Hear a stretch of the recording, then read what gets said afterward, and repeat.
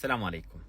Për të ardhur keq, kur shikon prindër që fëmijëve të tyre nuk u flasin as pak për njohjen e Allahut lartësuar, për bindjen ndaj të Madhit Zot, për faljen e namazit, për ruajtjen e nderit.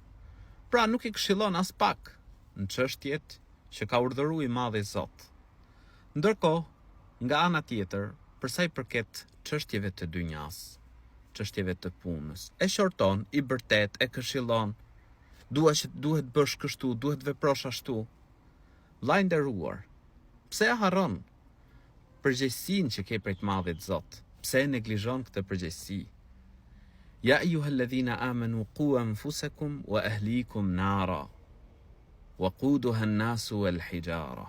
O ju që keni besuar, ruajeni vetet tuaja dhe familjet tuaja nga zjarri, lënda djegëse e të cilit janë njerëzit dhe gurët. Pra, vllai nderuar, ti ke përgjegjësi ta edukosh fëmijën tënd, ti ke përgjegjësi ta mësosh fëmijën tënd, ti ke përgjegjësi të japësh atij këshilla, ta këshillosh atë.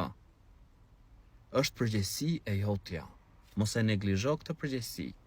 Çështjet e dynjas patjetër, ti si prind do edukosh, do e mësosh, por pa i mësuar të njohë Allahun e lartësuar, pa i mësuar që të ruhet nga vjedhja, të ruhet nga imoraliteti, të ruhet nga veset e këqija, mos kujto se ai do të bëhet i suksesshëm në jetë nëse nuk ka besim, nëse nuk i friksohet Madhit Zot, nëse nuk ka parasysh mbikëqyrjen e të Madhit Zot.